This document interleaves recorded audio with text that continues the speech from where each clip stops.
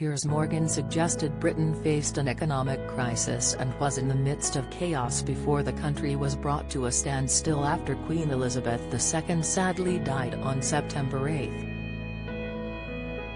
The UK mourned the loss of Her Majesty, the longest-reigning monarch, who died after 70 years on the throne, over the past 10 days.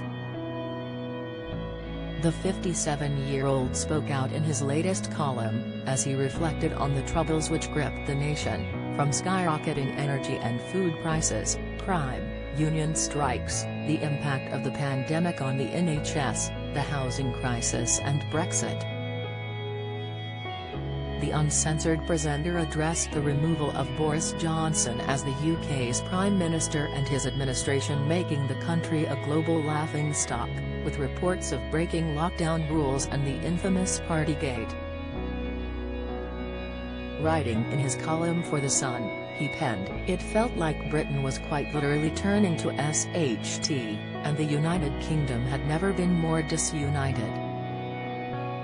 But then the Queen died, and everything stopped."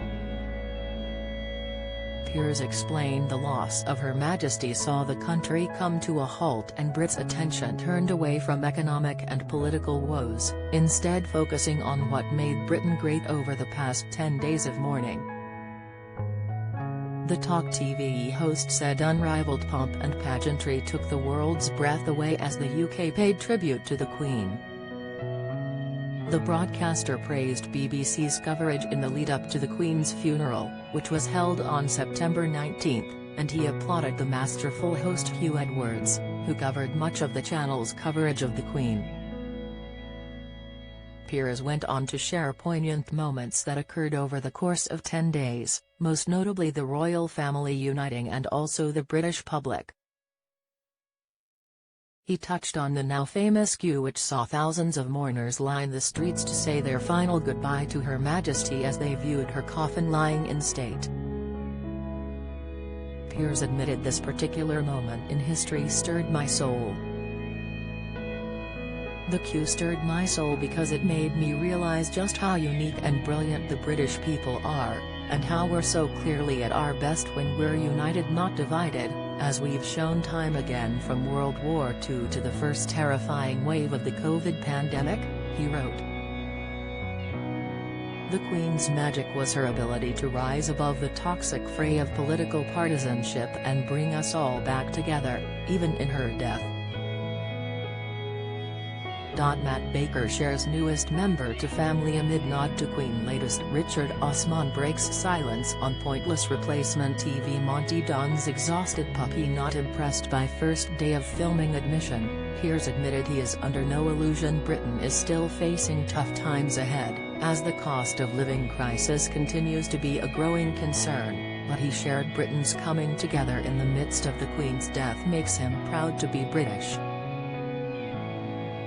Queen Elizabeth's final journey on the state gun carriage was a well-drilled procession from Westminster Abbey to Wellington Arch.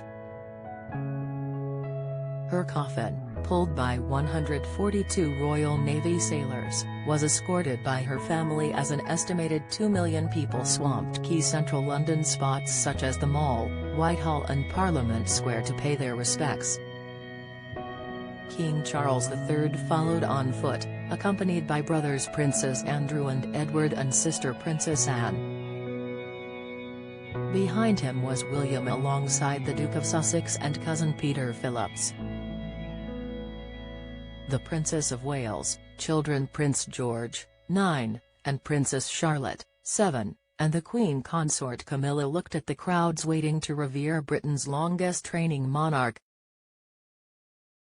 Her Majesty was later laid to rest following a private burial ceremony at St George's Chapel, Windsor. She was buried alongside her late husband, the Duke of Edinburgh, and her father, mother and sister.